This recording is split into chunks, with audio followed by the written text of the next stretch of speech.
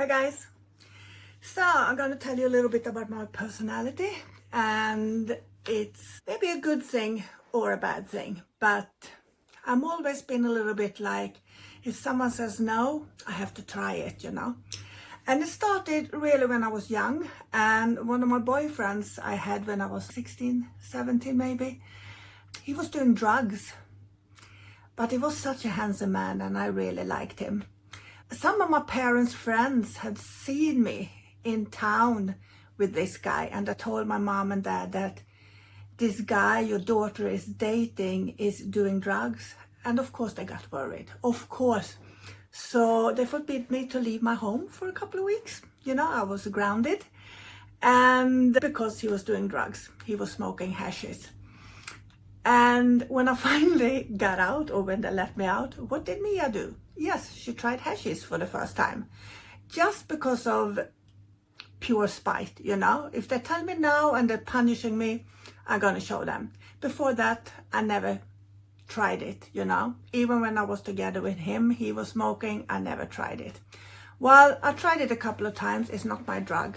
I like to have control, have a little bit of control issues. And I also prefer a couple of drinks so I get bubbly and have fun instead of sitting there. So no, not my cup of tea really. And I've been like that, when people say you shouldn't join that crew of people because they're not good. Well, my curiosity speaks and I joined them to see what the fuss is all about. And it was a little bit the same thing with my training when I started my mediumship on my journey, so to speak.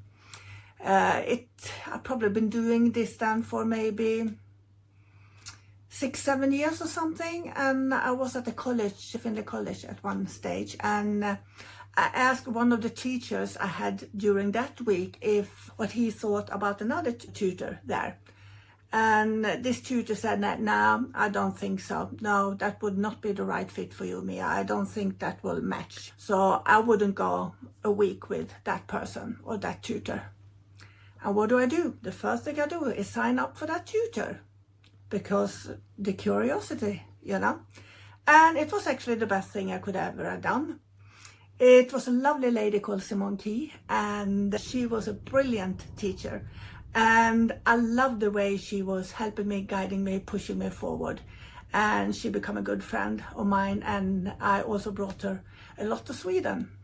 So when people say, don't try that, they are not good for you, this is not good for you, well, I usually do the opposite. And today we can laugh about that, especially in my family. And whenever they said, this is not good for me, well, I have to try that one then. So that's been a little bit of me. And I also remember at one time when I was doing spirit art, and for every reading I did a face. And I usually did 6 to 8 readings a day when I was doing them. So it was 6 to 8 portraits. And a lot of people says that you can't draw and do the communication at the same time. So of course I have to prove them wrong. And it does work, but they do have a point. It's much easier to work with another medium, because what I noticed was that sometimes the portrait was good, but sometimes it was not working really, because you're going in and out in 2 different energies. And I felt over the years that I don't know if my spirit art really improved that much as it would have done if I was only drawing and I had someone working with me. But still, good practice. I can't say for sure, but if someone says you can't do it, I damn gonna prove them wrong, and I'm gonna do it. At one time also they say that you can't do more than 8 sittings a day because it will drain you. I did 12 a day. And it worked also well, but yes, I was drained towards the end of the day. And today I will never do 12 sittings, And I do maximum 8, 4, lunch break and 4.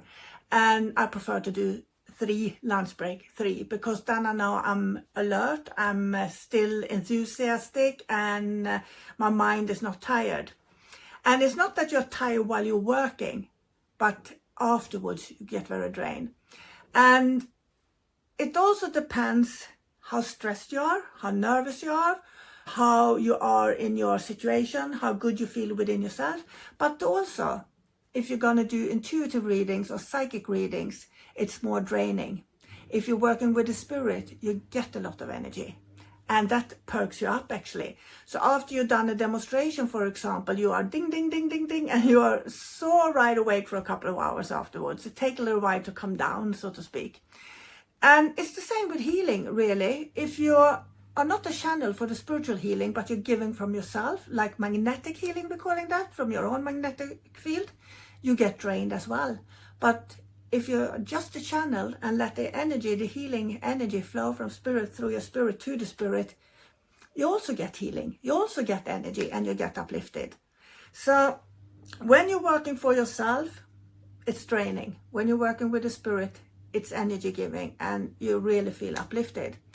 But what I really wanted to say is, with what I started with, is that if someone tells you, never go to that person, don't just listen to other people. Find out for yourself. Because like in my case, it turned out to be the best thing that I actually went against their advices. And I not only got good training, I managed to get a good friend and a colleague during the way. So never trust people's opinions, Just find out for yourself, and you will also learn the right way. Sometimes the hard way, but at least you have made that decision for yourself, and you haven't judged someone on someone else's behalf. And I think you always should listen to yourself and follow your own heart, your own spirit, your own soul. Because like I said before, that's the true compass you have. And in this business, with everybody has an opinion, and you heard me say, never trust the medium, because everyone, including myself, thinks we are right where we are in our development and at that conscious level we are. So what's right for me might not be right for you, and what's right for someone else might not be right for you either. So always follow your own heart, follow your own compass, and you will be on the right path. Thank you.